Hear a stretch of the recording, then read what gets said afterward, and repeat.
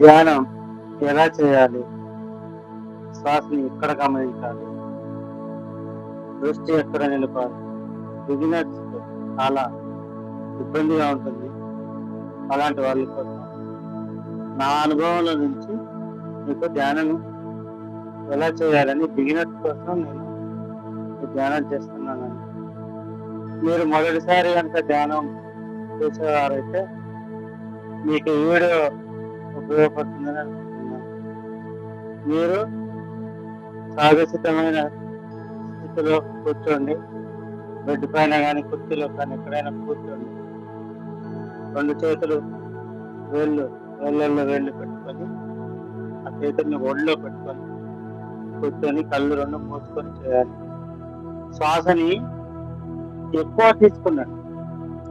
మీ తృప్తి అనిపించేంత వరకు కొత్త నిండుగా శ్వాసలు తీసుకోవాలి. 10 నుంచి 20 నుంచి 30 దాకా కౌంట్ చేయండి. మీరెంత నిండుగా తీసుకుంటే అంత మంచిది. మీరు సహజసిద్ధమైన శ్వాసను గమనించలేరు బిగినర్స్. నిండుగా తీసుకొని ఎలా లోపలికి వస్తుంది, ఎలా బయటికి వెళ్తుంది, శ్వాస ఎక్కడ గమనించాలి, ఎక్కడ మీకు స్పర్శ దొరుకుతుంది, ఆ ముక్కు రంధ్రాలలో మీకు ఎక్కడ స్పర్శ తాకుతూ ఉంటుంది. తీసుకుంటున్నప్పుడు లోపలికి తీసుకుంటున్నప్పుడు ఆ చల్లగా తాకుతూ ఉంటుంది ముక్కు రంధ్రాలలో. బయటకు వెళ్తున్నప్పుడు వెచ్చగా ఆ అనుభూతిని అనుభవిస్తూ మీరు శ్వాసతోటి మీ మనసును పూర్తిగా కనుక శ్వాసతో ఉండగలిగితే చిక్కలో మీరు ధ్యాన స్థితిలోకి శూన్య స్థితిలోకి వెళ్ళిపోతారు.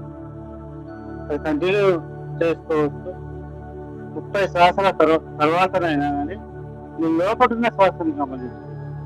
హాయిగా రిలాక్స్ అయిపోయి కూర్చొని తల, చేతులు, భుజాలు, నడుము భాగం, కాళ్ళు ఇది మొత్తం రిలాక్స్ చేసిన తర్వాత లోపల మీ ముక్కు, నోరు వెనక భాగం మైండ్ లో బ్రహ్మరంధ్రం దగ్గర కానీ అక్కడ దృష్టి పెట్టి అక్కడే దృష్టి పెట్టి అక్కడ ఉండండి. అలా జరిగిపోతుంటుంది. ఆటోమేటిక్గా శ్వాస తనంతట తాను జరిగిపోతుంది. మీరు ఏం చేయాల్సిన వస్తుంది. చక్కగా ఇలా ధ్యానం చేసుకోవచ్చు. బుక్స్ మాత్రం చాలా ఇంపార్టెంట్ కాబట్టి బుక్స్ చదవండి. బుక్స్ లేని వాళ్ళు నేనైతే ఫ్రీ గురుకులైన ఒక యాప్ ఉంది. ఆ యాప్ లో నుండి బుక్స్ డౌన్లోడ్ చేసుకుని చదివాను. ఇంకా వేదాలు, ఉపనిషత్తులు, ధ్యానానికి సంబంధించిన ప్రతి ఒక్క బుక్స్ అందులో ఉంటాయి. మీరు వాటి ద్వారా friends main important.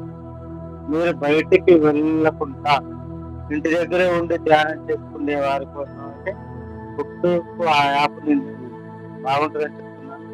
Dreams important. Dreams చూసుకోండి. ఏ డ్రీమ్ వచ్చింది మీకు ఈజీగా తెలిసిపోతుంది. ఆ డ్రీమ్ని బట్టి ధ్యానంలోకి వచ్చిన వాళ్ళకి తెలిసిపోతూ ఉంటుంది.